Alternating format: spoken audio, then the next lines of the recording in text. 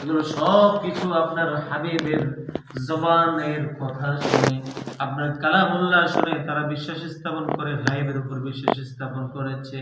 আল্লাহ তাআলা সময় ফেরেশতাদেরকে বলেন, ফেরেশতারা তারা যেভাবে অদৃশ্যের উপর বিশ্বাস স্থাপন করে, এগুলো বিশ্বাস করেছে, এগুলো পাওয়ার আশা করেছে, জাহান্নাম থেকে মুক্তির আশা করেছে, আমি আল্লাহ তাআলা তাদের অগোচরে, তাদের দৃষ্টির অগোচরে গায়েবান আমি আল্লাহ তাআলা ঘোষণা করে দিলাম, যাও তাদেরকে জানায় দাও ওই মজলিস থেকে ওঠার আগে তারা যেন এমন ভাবে দাঁড়ায় যে তাদেরকে ঘোষণা করে দাও, তাদেরকে সুসংবাদ দাও, কুমু মাগফুরান লাকুম, আমি আল্লাহ তাআলা তোমাদের সমস্ত গুনাহগুলোকে মার্জনা করে দিলাম। সুবহানাল্লাহ।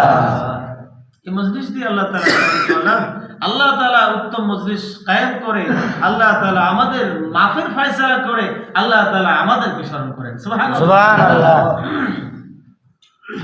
শুধু তাই নয়, সমস্ত গুনাহগুলো যখন আল্লাহ তাআলা মার্জনা করে দিবেন, আমলনামা খালি, আল্লাহ তাআলার শানের খেলাফ। আল্লাহ তাআলা সব ফেরেশতাদেরকে বলেন, হে ফেরেশতারা, শুধু আমি গুনাহগুলোকে মার্জনা করে দিব, গুনাহগুলোকে মাফ করে দিব, এতটুকুর মধ্যে ক্ষান্ত নয়, বরং ওয়া বুদ্দিলতু সাইয়্যাতিকুম হাসানা, আমি আল্লাহ তাআলা তাদের পাপ রাশির জায়গাগুলোকে নেকি দ্বারা পূর্ণ করে দিলাম। সুবহানাল্লাহ। এভাবে আল্লাহ তাআলা আমাদের স্মরণ করবেন। তো আয়াতটা আমরা পড়ি, ফাযকুরুনি আযকুরকুম, সবাই বলি ইনশাআল্লাহ। ফাসকুরুনি ওয়াসকুরুনি।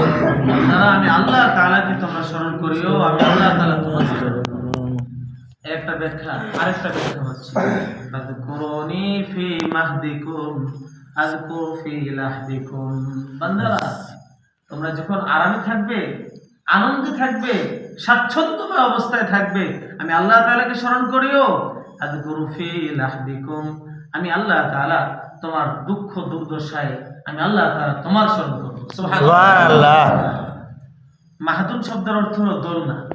দোলনার মধ্যে যখন বাচ্চাকে ঢোলানো হয় তো বাচ্চা আরাম পায়। তো এই মাহাতুন দ্বারা উদ্দেশ্য হলো যে কোনো আরাম, যে কোনো আরাম, আয়েশ, সুখ স্বাচ্ছন্দ্য। আর লাহদুন শব্দের অর্থ কবর।